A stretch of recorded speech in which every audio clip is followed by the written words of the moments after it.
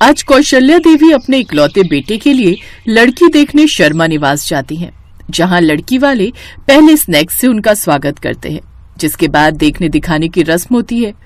फिर लड़की यानी कि रश्मि की माँ अपनी बेटी से कहती है, रश्मि बेटी जाओ, रसोई में जाओ और सबके लिए वो खाना ले आओ जो तुमने बड़े प्यार से इन सबके लिए बनाया है। जी मम्मी। हाँ हाँ जल्दी ले आओ बेटा, पिछले 1 घंटे से तुम्हारे खाने की तारीफ सुनते आ रहे हैं, अब खाकर भी देख लेते हैं। जी माँ जी, मैं बस अभी लाई। देखा माँ, देर आए दुरुस्त आए। तुम हमेशा से ऐसी ही गुनी लड़की चाहती थी ना, जो बढ़िया बढ़िया खाना बनाकर तुम्हें खिलाए। अरे अभी लाई कहाँ है खाना, पहले चखने तो दे इसके हाथ का खाना, कहीं पता चले इसने भी बीमारों वाला खाना बनाकर खिला दिया, जैसे पिछली बार उस लड़की ने खिलाया था जिसे देखने हम जोधपुर गए थे। अगर इसे अच्छा खाना बनाना आता होगा ना, तो ही मैं इस रिश्ते के लिए हाँ करूंगी। ये है कौशल्या देवी, जो काफी समय से अपने लिए ऐसी बहू ढूंढ रही थी जो उसे बढ़िया बढ़िया खाना बनाकर खिलाए। तकरीबन 12 लड़कियां देखने के बाद वो आज रश्मि को देखने उसके घर आए थे। कुछ देर बाद रश्मि सबको खाने में मसाला डोसा, सांभर, इमली की चटनी और नारियल चटनी के साथ परोसती है, जिसे खाते ही वो सब खुश हो जाते हैं। वाह वाह, मजा आ गया बेटी, क्या कमाल का मसाला डोसा बनाया है तूने। ऐसा डोसा तो वो साउथ इंडियन रेस्टोरेंट है हमारे यहाँ, वो भी नहीं बना पाते। हमें तो बहन जी आपका लड़का बड़ा पसंद है, अब आप बताइए। अरे इतना स्वादिष्ट खाना बनाने वाली बहू आखिर कौन नहीं ले जाना चाहेगा, हमें भी रश्मि खूब पसंद आई। सबकी रजामंदी से उन दोनों का रिश्ता पक्का हो जाता है। कुछ दिनों में रश्मि मित्तल परिवार में दुल्हन बनकर आ जाती है। अगले दिन वो अपनी पहली रसोई की तैयारी करती है। आज मेरी ससुराल में पहली रसोई है, आज कुछ ऐसा बनाती हूँ नाश्ते में कि सबका दिल खुश हो जाए। लेकिन क्या बनाऊं जो जल्दी भी बन जाए और ज्यादा मेहनत भी ना हो। हाँ, आइडिया। रश्मि झट से इडली चटनी बनाकर तैयार कर लेती है, फिर अपने सभी ससुराल वालों को खाने को परोसती है। वाह वाह बहू, कितना स्वादिष्ट इडली सांभर बनाया है। अगर तू रोज इतना टेस्टी खाना बनाती रही ना, तो हम सबकी आदत खराब हो जाएगी।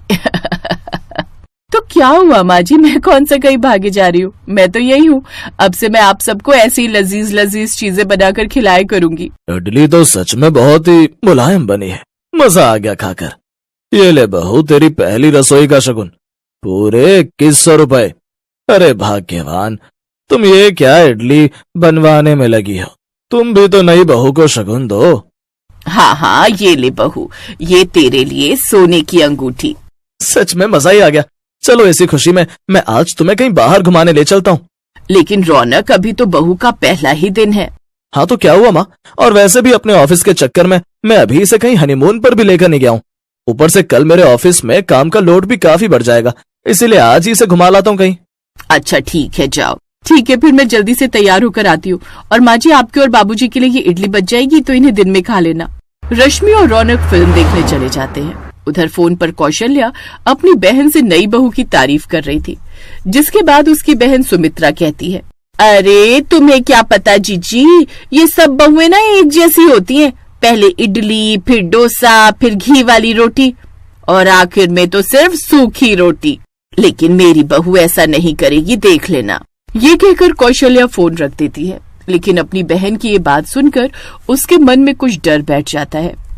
शाम को रश्मि और रौनक बाहर से डिनर करके आते हैं। तब तक कौशल्या ने अपने और अपने पति के लिए खाना बनाकर रख लिया था। फिर अगले दिन रश्मि सबको बड़ा और चटनी बनाती है। वाह, जब से बहू आई है ये सब आइटम खाने को तो मिल जाते हैं, नहीं तो कौशल्या तो घी की सब्जी, तोरी, दाल ही खिलाती रहती है। हाँ, वो तो सब सेहत के लिए ठीक रहती है बुड्ढो। बहू को आए 2 दिन हुए नहीं कि बीवी की बुराइयां शुरू कर दी। फिर लंच में भी रश्मि सबको वही पैक करके देती है। फिर शाम को खाने में क्या बना रही हो बहू? माँ जी, वो सुबह बड़े ज्यादा बन गए थे, तो सब मिलकर वही खा लेंगे। सुबह भी बड़े, दिन के लंच में भी बड़े, और अब रात को फिर बड़े। कुछ ज्यादा नहीं हो गया बड़े बड़े? अरे डोंट वरी, कल मैं आप सबके लिए डोसा बनाऊंगी। अगले दिन सुबह वो सबके लिए डोसा बनाती है। डोसे का नाम सुनकर ही सब खुश हो जाते हैं। सबको यही लगा था कि आज उन्हें बिल्कुल वैसा ही डोसा खाने को मिलेगा जैसा उस दिन उसके घर पर खाया था। डोसे का नाम सुनकर तो मुंह में पानी आ रहा है, अब तो मुझसे रुका नहीं जा रहा। बहुत जल्दी से लाओ अब डोसा। जी बाबूजी, बस 2 मिनट। कुछ ही देर में रश्मि खाने की टेबल पर सबको बिना मसाले के डोसे और चटनी परोसती है। वो जब डोसे को ठीक से देखते हैं तो उसमें मसाला ही नहीं होता है। बिना मसाले का डोसा? हो सकता है वो तुम्हारे डोसे में मसाला डालना भूल गई हो, मैं अपना देखता हूँ। ये देख कौशल्या रश्मि को आवाज लगाती है। रश्मि बहू, जरा यहाँ आना तो। जी माँ जी, मैं अच्छे से जानती हूँ आप सब मेरी तारीफ करेंगे कि मैं बहुत अच्छा डोसा बनाती हूँ। कीजिए कीजिए। अरे तारीफ करने नहीं बुलाया, ये पूछने बुलाया है कि घर में आलू खत्म हो गए थे तो तूने मुझे बताया क्यों नहीं। लेकिन आलू तो है माँ जी घर में। फिर इसमें डालना भूल गई क्या? ये क्या बिना मसाले के डोसा बना डाला? और ऊपर से साथ में सांभर भी नहीं बनाया। अब आप सबको अगर मसाले वाला डोसा खाना है, वो भी सांभर के साथ, तो उसके लिए तो मुझे अपनी माँ को यहाँ बुलाना पड़ेगा, क्योंकि वो क्या है ना, वो सब तो उन्हें बनाना आता है। मुझे तो सिर्फ बिना मसाले का डोसा बनाना आता है और साथ में चटनी। लेकिन जब हम तुझे देखने आए थे तब तो तूने कितना अच्छा सांभर उस मसाले डोसे के साथ बनाया था। हाँ, याद आ गया मुझे, लेकिन वो सब मैंने थोड़ी ना बनाया था। शायद आपको याद नहीं, मेरी माँ भी उस वक्त रसोई में थी, मेरे साथ वो सब तो वही बना रही थी। डोसे का मसाला और सांभर तो माँ ने बनाया था, और वैसे भी खाने के नाम पर तो मुझे यही तीनों चीज बनानी आती है, जो पिछले 3 दिन से बना रही थी। इसलिए तो सारा दिन एक ही चीज खिलाती थी। अब तीनों चीजें मैं एक ही दिन में खिला देती तो आगे क्या बनाती? क्या इसका मतलब आज यही सब खाने को मिलेगा? लो कर लो बात। ये सब ना तुम दोनों बाप बेटे की करतूत है, जिन्होंने उस वक्त मेरा दिमाग घुमाया था कि जो डोसा सांभर बना लेती है वो दाल चावल रोटी सब्जी तो बना ही लेती होगी। अब खाओ बिना मसाले का डोसा। तभी अचानक से कौशल्या की बहन सुमित्रा वहाँ आ जाती है। कैसी हो कौशल्या? सुमित्रा तू यहाँ? हाँ, वो इस तरफ किसी काम से आई थी, सोचा तुझसे और नई बहू से मिलती चलूं। अरे वाह डोसा, मुझे तो ना सचमुच बड़े जोरों की भूख लगी है। हाँ हाँ बैठो ना, बहू अपनी मौसी सास के लिए भी ले आओ डोसा। रश्मि अपनी मौसी सास के पाँव छूती है और उनके लिए भी बिना मसाला का डोसा ले आती है। इसमें से मसाला कहाँ चला गया कौशल्या? अरे वो क्या है ना, हमारी बहू हमारी सेहत का कुछ ज्यादा ही ध्यान रखती है, इसलिए वो नहीं चाहती कि आलू खाकर सबका मोटापा बढ़े, इसलिए ये डाइटिंग वाला डोसा है। अगर ऐसा पापड़ खाऊंगी ना मैं तो खुद ही सूख कर पापड़ हो जाऊंगी। नहीं नहीं, मुझे नहीं खाना ये तेरा पापड़ डोसा, वो भी चटनी के साथ, सांबर भी नहीं है। मैं तो चली बाहर ही कुछ खा लूंगी। अब ऐसे ही 20 दिन बीत जाते हैं। एक ही तरह का खाना खा खा कर सबकी हालत खराब हो जाती है और इससे परेशान होकर कौशल्या अपनी बहू की चुगली अपनी बहन से करती है, जिसे सुनकर सुमित्रा उससे कहती है, अरे तू खुश नसीब है कौशल्या, जो तुझे कम से कम एक वक्त का खाना तो पका पकाया मिल रहा है। अरे जिस दिन से मेरे बेटे अर्जुन की पत्नी आई है ना, उस दिन से मुझे 3 नहीं 4 लोगों का खाना बनाना पड़ता है, क्योंकि उस महारानी को तो कुछ भी बनाना नहीं आता और न ही वो सीखना चाहती है। अरे तेरी बहू कम से कम बनाना तो चाहती है, और जो चीज इसे बनानी नहीं आती वो सब तू इसे सिखा दे, धीरे धीरे ये सब सीख जाएगी। और इस तरह कौशल्या को अपनी गलती का एहसास होता है और वो अपनी बहू को और भी खाना बनाना सिखा देती है। कुछ दिनों बाद रश्मि सब खाना अच्छे से बनाना सीख जाती है। अब वो अपने ससुराल वालों को तरह तरह का खाना बनाकर परोसती है। अब सब रश्मि के खाने को खुशी खुशी खाते हैं।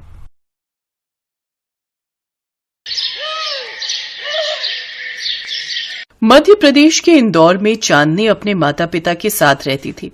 अगले महीने चांदनी की शादी है, इसलिए उसके पिता मनोहर अपने पराठे बेचने के काम पर जी तोड़ मेहनत कर अपनी बेटी की शादी के लिए पाई पाई जोड़ रहे थे।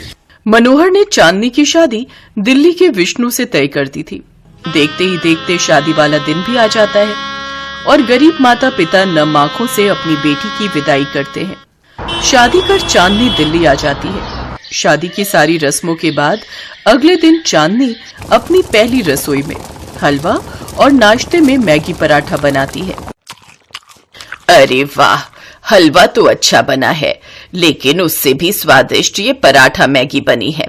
हमने आज तक आलू मूली मेथी और प्याज के पराठे तो खाए थे, लेकिन पहली बार हमने ये पराठे में भरी हुई मैगी खाई है। तुमने ये कहाँ से बनाना सीखा?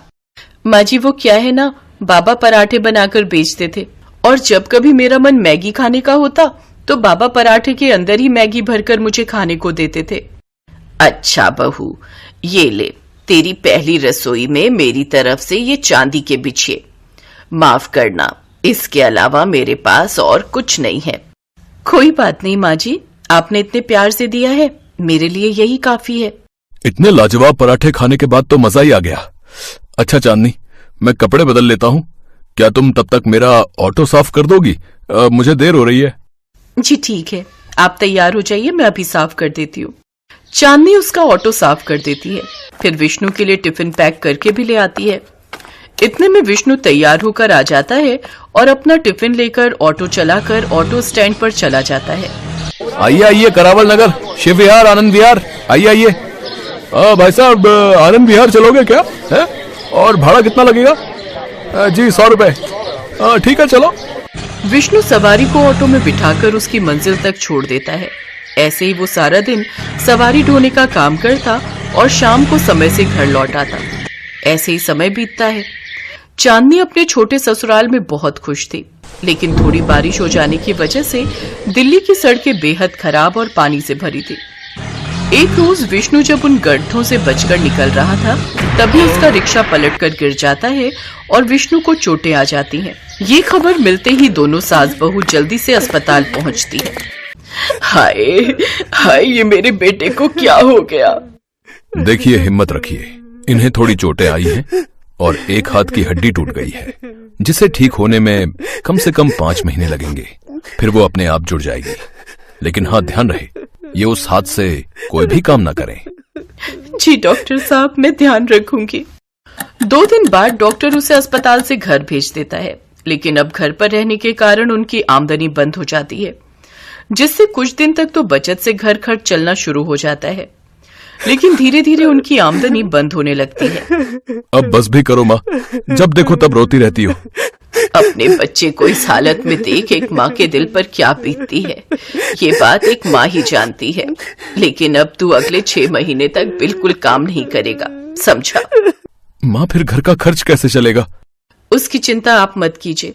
आप तो जानते ही मेरे हाथ के पराठा मैगी कितने टेस्टी होते हैं, तो क्यों ना मैं मॉडल टाउन में स्टॉल लगाकर मैगी पराठा बनाकर बेचूं?